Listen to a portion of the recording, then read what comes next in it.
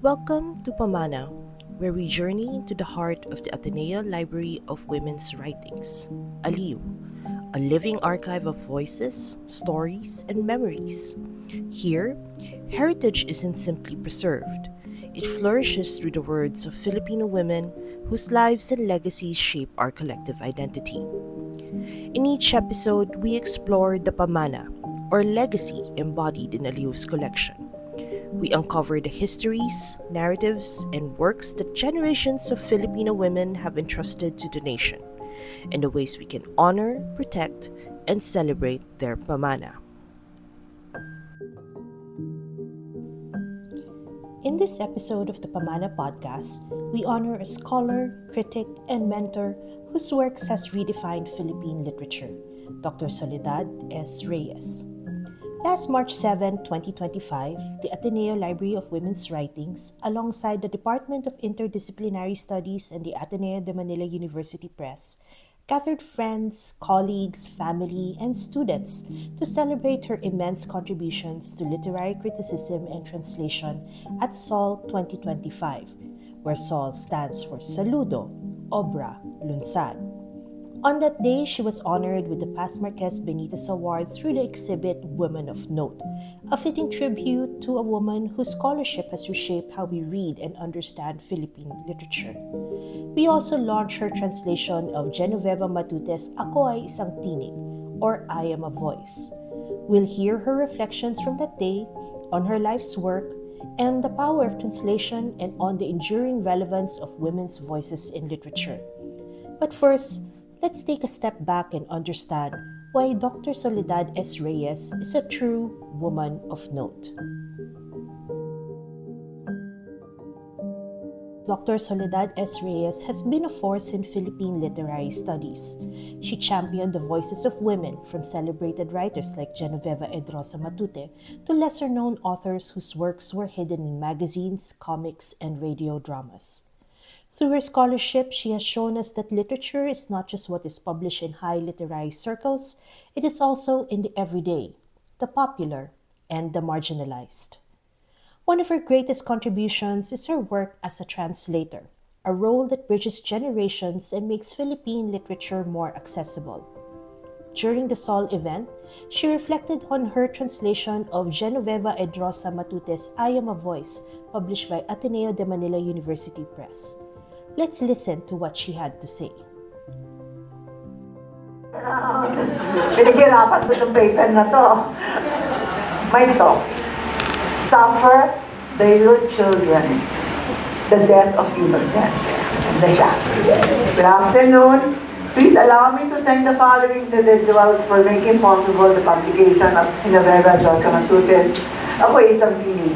To Dr. Rica Bolipana Santos, Director of the Ateneo de Manila University Press, Julian de la Serna and the editorial staff for preparing the manuscript for publication, Joanna Ruiz for once again designing the book's cover as a labor of love. Hindi nakikinig, Joanna, hindi nakikinig, ha? Cover as a labor of love. Finally, the heirs of Genoveva Edrosa Matute for giving permission to the University Press to publish this treasure of a collection. This book is dedicated to all the teachers here and elsewhere who have painstakingly nurtured generations of students to enable them to navigate the challenge of the world. As is my want, I usually do this, I keep dedicating them to my relatives. Sa nanay ko, sa tatay ko, sa kapatid ko. Anyway, ito ngayon. So, as is my want, I also dedicate this to Mami. Mami! Yes! Oregano! Okay! Hello! Ayun! The youngest addition to the family. She's 8 months old. 8 months ba? Ininong niya si Dr. David Bayo. So, she'll get all that intelligence of the ninong. May she find teachers who are exemplars. Genoveva Edrosa Matute, 1950 to 2009, is undoubtedly a giant of 20th century literature in Filipino. In her life spanning more than 9 decades, 94, she wrote countless stories, a number of novels, numerous essays. A teacher most of her life, she taught generations of elementary school children, graduate students, and doctoral students. She was a teacher's teacher. In retrospect, there was nothing extraordinary in the amount of stories she published. At least 2 generations of female writers in Tagalog came with stories that were published in Sampaguita, Liwayway, Liwaga in the pre-war years, and Ilang-Ilang, Aliwan, Tagumpay, and Bulaklak in the post-war years.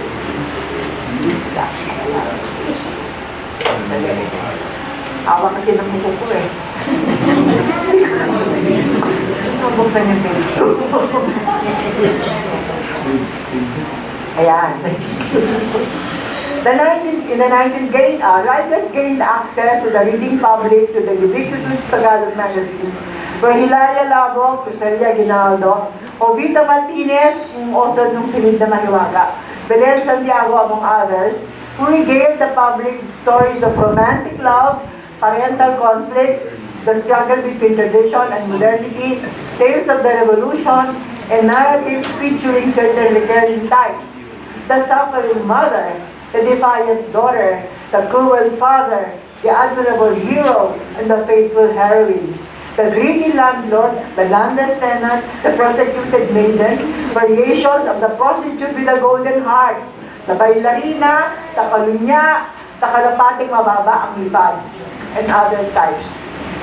In most of these stories, the stress was usually on the plot. The story must have a beginning, a middle, and an ending, which was usually a happy one where all contradictions were easily resolved. Seldom did the writers explore a character's inner life, like the motivation that impelled her to do certain things. Language was at the writer's disposal to provide him with stock phrases, tried and tested tropes for describing certain emotions in deep Tagalog, or lush scenes from nature, which Amor Solo appropriated in his exceedingly romantic, bucolic paintings. Ito, sakay na to, Tagalog development to in painting and in literature. Theater critics in the 1930s would derisively call this excess mabulaklak, lumulupasay sa lupa.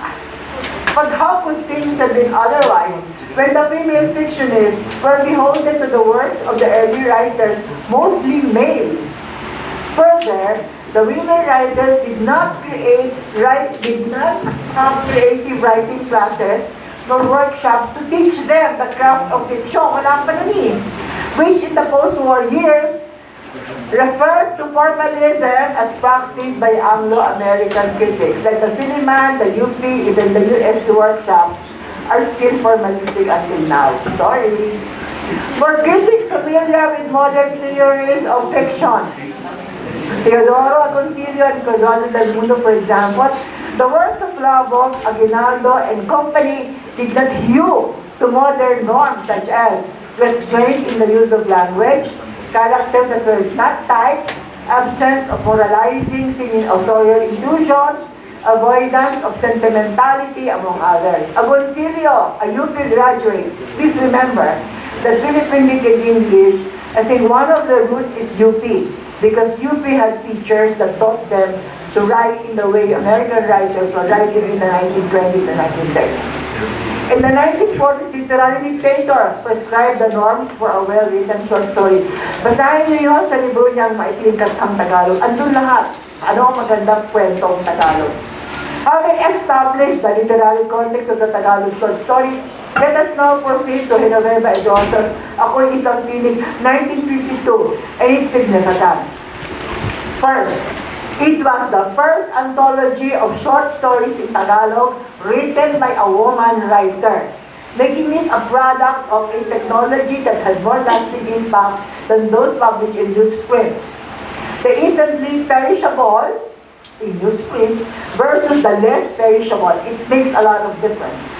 Secondly, the writer's stories had the imprimatur of some of the most important writers and editors of the 1940s and 50s. Juan Silaya, Siri Pangliban, and of course, Teodoro Agustino. Kailangan ng male gaze for a woman's work to be recognized. This fact highlights the power of male writers in a phallocentric world. Thirdly, as the title suggests, Matute proclaimed herself as isang tinig. I am a voice. A voice among the many, not just your run-of-the-mill voice in a cacophony of sounds. She must be listened to, as she was the voice that stood out. May pride dito, ako ay isang tinig. This was not mere bravado, and the male writers understood her unique voice, to her credit. Now, let us look at my subtitle more closely, which is The Death of Innocence. In general, Matute short stories have been read as the liveful stories of childhood, where most little boys go to school and lead a blissful existence as students of caring teachers. During the typhoon season, they play with their paper boats. The world, based on a few stories anthologized, seemed bereft of pain and suffering. Or even when the texts were tackling inconvenient truths, God was still in His heaven and all was right with the world. That is a common view of Matute. I would like to focus on a few anthologized stories where Edrosa Matute allowed the reader to get a glimpse, and a shocking one, beneath the shimmering surface as the child navigates life's tragic experiences with little understanding of what they meant. And that's why I asked Mike to look for a story that talks about Manila. Mga orphans, ito yung mga batang orphans at a tender age in the story. The school where the child is ideally taught about the true, the good, and the beautiful of Imelda is the setting of Walong Taong Gulang, where it is a teacher who arrives at the realization why a bright 8-year-old boy underperforms in class. He is repeatedly described as quiet and isolated and perpetually hungry. His dark eyes devour the food of his classmates. Naively thinking that it is due to his poor diet, the teacher advises the boy to ask his mother to buy eggs and vegetables. She visits the boy, the teacher, who has been frequently absent, and understands the reason for the boy's refusal to be friends with his classmates. His father is languishing in prison. His mother explains, because he is allegedly a subversive. Okay? At such a young age, the boy is forced to bear an intolerable burden, shaped not only by poverty, mahirap na nga sila, dukha, pero wala pa siyang ama. And this is a fact he cannot understand. Ba't ang tatay niya wala? Kasi nasa preso. The nightmare of a traumatic childhood that could have ill effects on psyche as the boy grew into adulthood is deftly rendered by Matute in Bangkang Papel, one of the most popular stories. The unnamed boy, whose consciousness the series of events streamed almost fitfully, has dreamed of the morning after when he and his playmates would let their paper boat sail in the flooded streets of Malabon.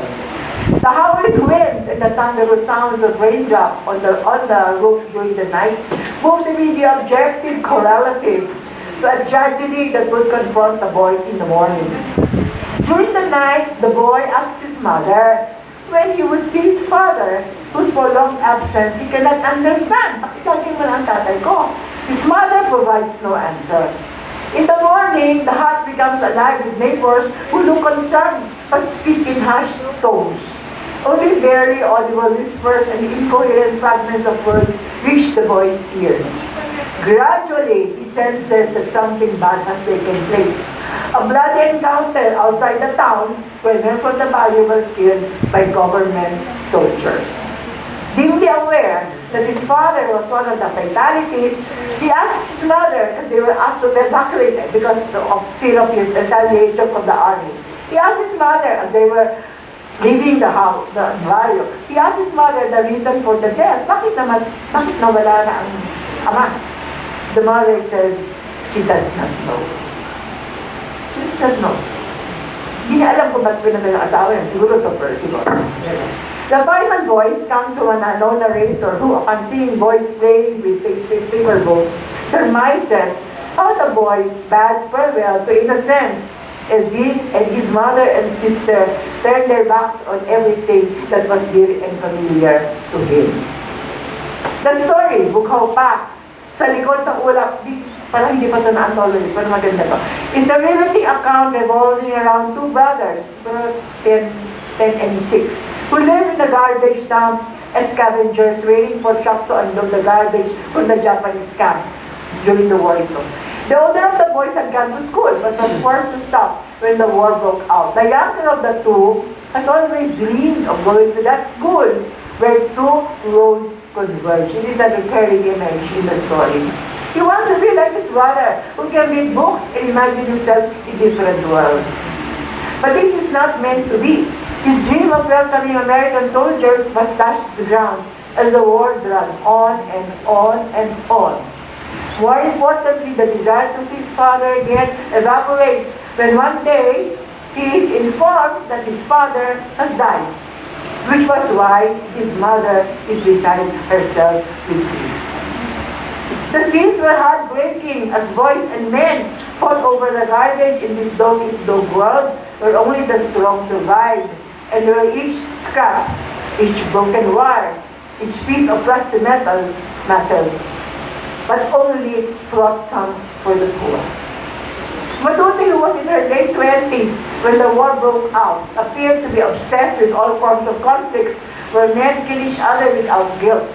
In fact, the Second World War and its devastating effect on personal life is addressed in several stories as in Labi, Sarilo, Paangalaala, in Tata mo, right? This was a longer paper, but my brother was complaining, ate, wala makikinig sa'yo. Ang haba na. Hindi yan, gusto ko. Ay, saya, nakatawa dyan. One of the most devastating studies of the effects of the war, not of our own making, is found in, again, this is a beautiful, nakatakot, maganda to. Mga sugat, maging matagal at malalim. Translation where the wounds deep and festering. Yun ang English translation ko. The wounds deep and festering. The narrative starts innocuously enough. A mother had two children waiting for a bus to take them to her brother's house in Pangasinan. But within 4 pages, show you how good she is, the hidden effects of war are meticulously laid bare. The murder of the woman's husband, a political writer, and one of their sons, by rampaging Japanese soldiers in full view of the younger son, who was the mother, as they were trying to flee the city in flames, and the family subsequent displacement as evacuees. Then suddenly the narrative changes gears as the passengers waiting for transportation catch a glimpse of an oncoming truck where captured Japanese soldiers had been loaded. With their long, simmering fury finally unleashed by the spectacle of the vanquished with their heads bowed meekly, the crowd of men, including the young boy, began to hurl stones and shout invectives at the enemies. The crowd had murder in their eyes. The woman is shown, the mother, is shown the faint smile slowly forming on her lips, and she witnessed how her son participated in the ritual of symbolic cleansing of the wasteland. An act of exorcism to get rid of the terror. Now she realizes that the future generation has reason to hope with people like her son, who like his creative father, did not flinch in the face of violence and mayhem. He would write about what he had witnessed so that his people will always remember the evil that was war. As a creative writer, Batute's task is to craft narratives that deepen the reader's insights into an incomprehensible life where the presence of evil wreaks havoc on a nation and a child's fragile mind. No sweetness and height permeate her stories compared with such series as Care Bear, or Winnie the Pooh, or some adorable fairy tales.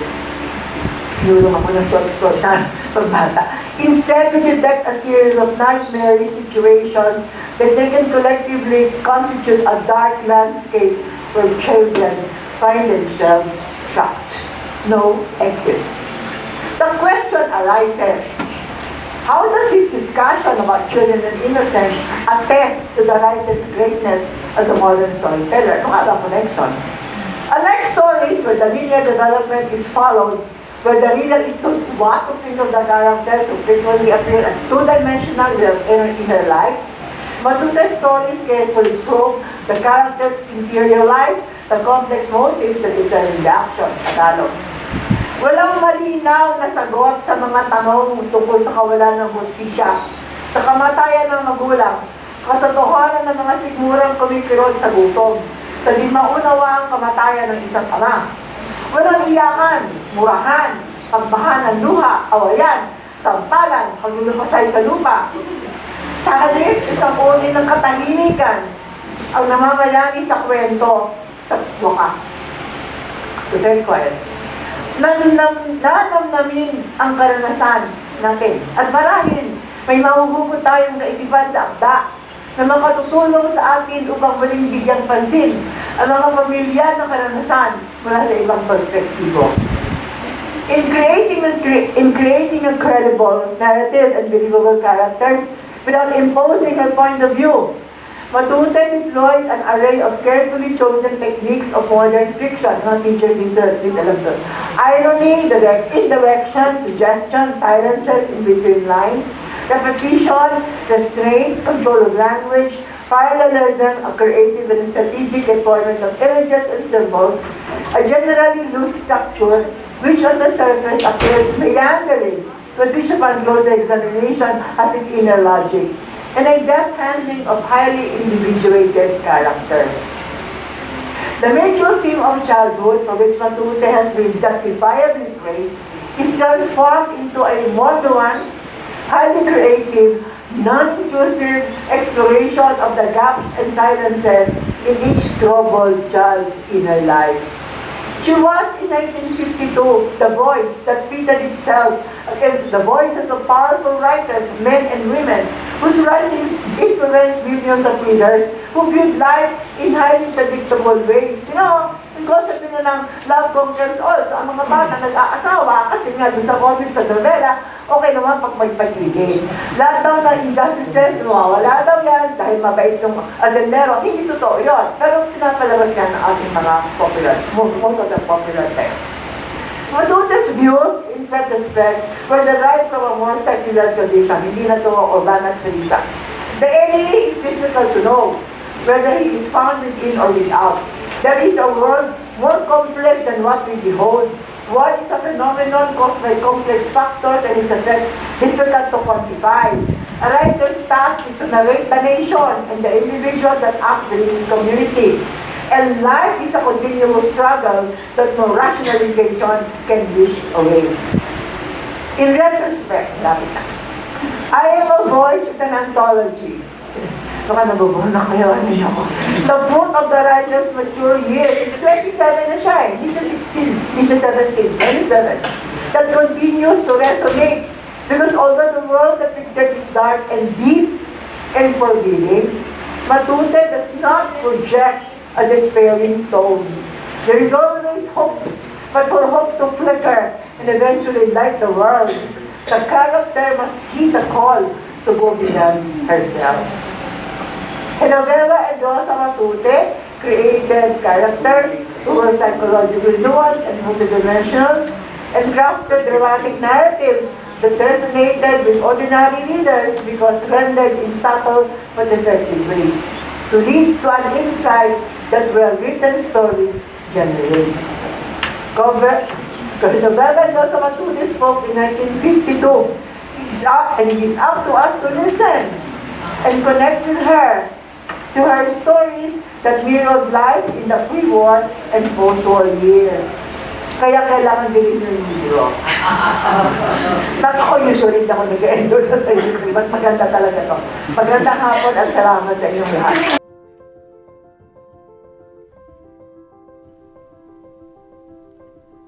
Dr. Reyes' translation of Genoveva Edrosa Matute's I Am a Voice is more than just a linguistic shift.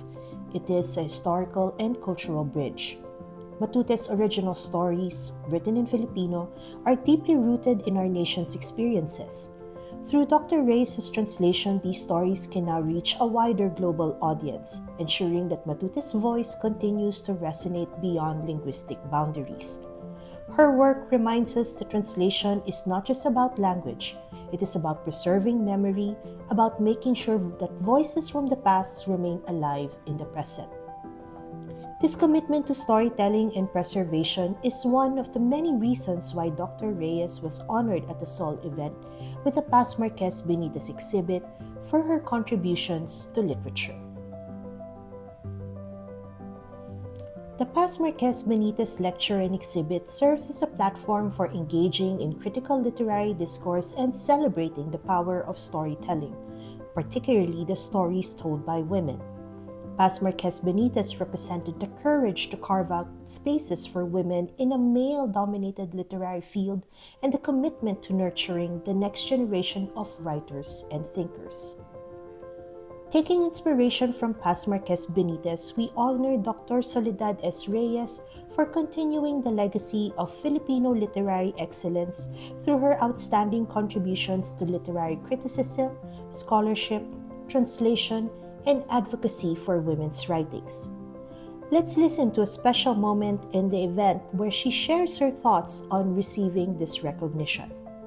Heirs of Paz Marquez Benitez for their generous support to this annual award to women who have proved through the years that their creative imagination and critical faculty are more than capable of interpreting the world in a variety of ways. I'd like to thank the heirs for valorizing the works of these writers, artists who have championed the cause of women. The director of ALi, Dr. Christine Santos, and the committee that decided to make me the 23rd recipient of the Paz Marquez Benitez Award this year. Finally, I wish to acknowledge the Ateneo de Manila University and its various administrators from the early 70s when I began to teach Father Joe Cruz, Father Bernard, or this president, until the present when as a retiree, I have been rehired on a half-time basis to support my research, thanks to Dr. Vilches. I am referring to the presidents, all the presidents from the 70s, the vice presidents, the department chairs, and directors of the Ateneo Press, NORP, including Karen, without whom my books would not have seen the light of day. Indeed, research and writing are not solely one individual's work. They are a collaborative venture that results in published works. Many thanks to all of you.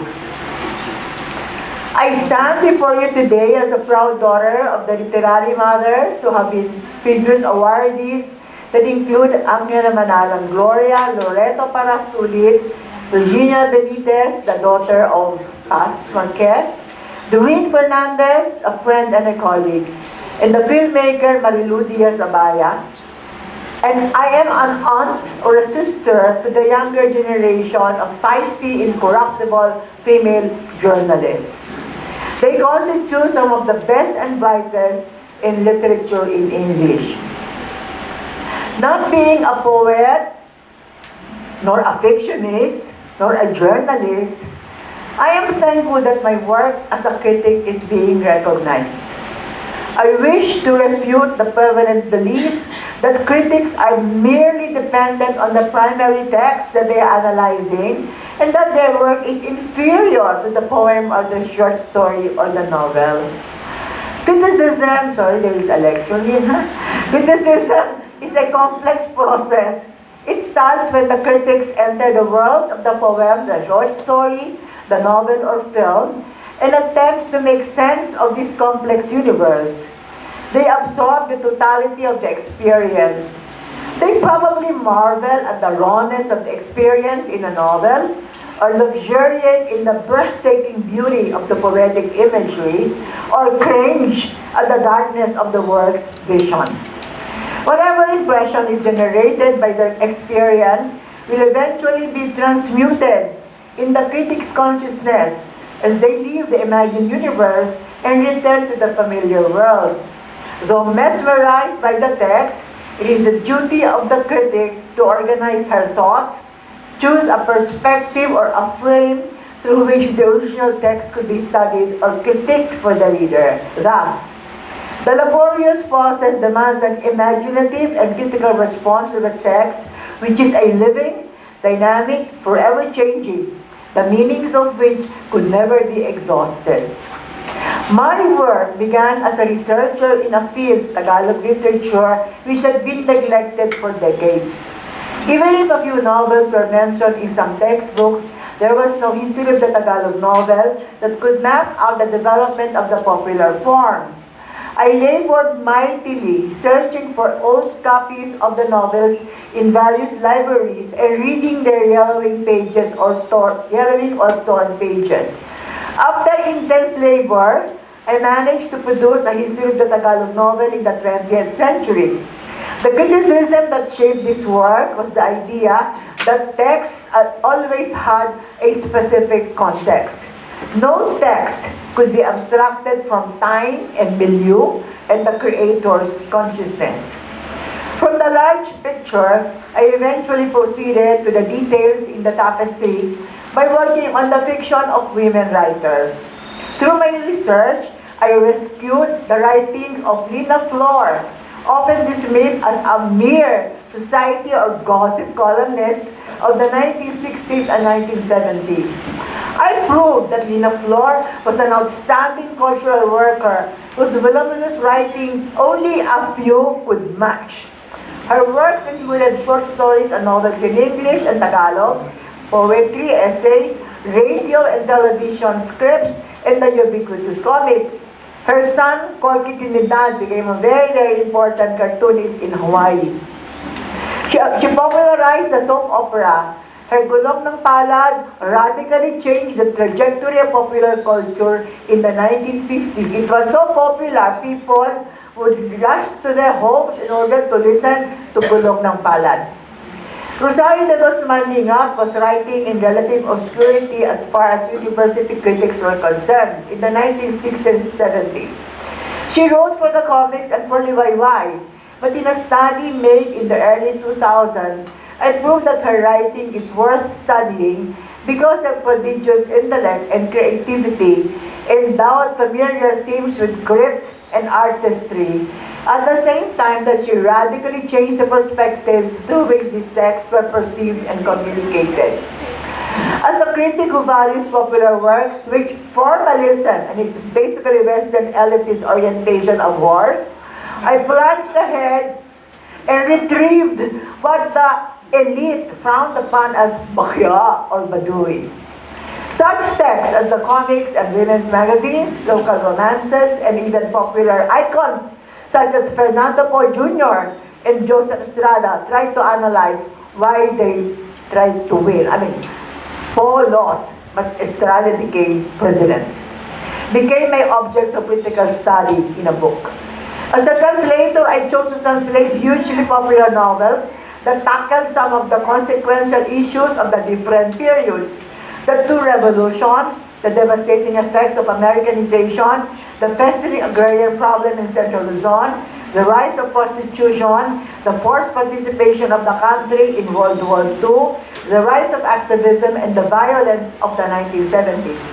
And even the way mass cults duped people into believing that material wealth is the end-all and be-all of religion. As the founders, charlatans and scoundrels all accumulated wealth and power. You know who I mean. Kibuloy and the others. Sorry. In retrospect, my work as a critic for over 5 decades began when, as a young faculty in the early 1970s, I witnessed how the country was falling apart because of the injustice, corruption, and violence. At the same time, I was made aware of Father Pedro Arrupe's exhortation for the university to produce men and women for others. The nationalist fervor of the 1970s affected me, aided undoubtedly by two professors, Bien Lumbera and Rolando Tino, who urged me to turn my attention to forgotten writers. There were hundreds of them languishing in obscurity.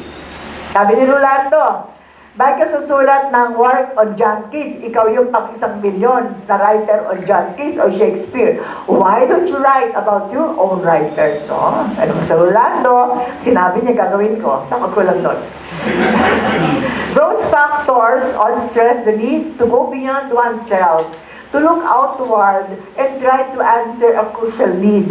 In my career, siguro naman, I must have answered the collective call for commitment as a critic of literature, which often reflects or refracts the people's experience. Tagalog to ha. May karapatan ang nakararaming Filipino na ang mga akdang kanilang binasa o pinakinggan ay susuriin ng mga kritiko upang ipabatid kung ano-ano ang kanilang mga karanasan, mga hinaing, mga dinaramdam, mga pangarap, ang nais silang pagbabago sa lipunan kung saan sila tinutulak sa labas bilang kaiba or other. May karapatan ang mga mamamayan na lumahok sa pagbuo ng Estado na tutulong sa mga dahop at walang palad. Sa pagsusuri ko ng mga nobela, comics at mga magazine pambabae, napagtataguan ko sa pagitan ng mga salita ang kamalayang nagtangkang umunawa sa mga kwento tulad ng Kekoy, Roberta, Tulis Liit, Panday, Batang Quiapo, Bituing Walang Ningning, at halimbawa sa serye ni Lina Flor, ang Carnival Queens, kung saan pinag-aralan niya yung buhay at very tragic death ng lahat ng mga nanalong Miss Philippines from the 1920s. Yun ang huli niyang serye, bago siya namatay at age 64. I look at this prestigious award as a recognition of my sustained effort to help the readers make sense of life, especially the life led by those that live at the margins of society. Yung tinatawag na nasa laylayan sila ng lipunan. Once again, I would like to thank the heirs of Paz Marquez Benitez and the Ateneo Library of Women's Writing, which, since its founding in 1994, has retrieved, preserved, and disseminated works by female writers, artists, educators, and historians. ALiWW's massive effort helps to shine a light on hitherto neglected cultural artifacts without which the history of the nation will forever remain incomplete. Maraming salamat at magandang tanghali sa inyong lahat.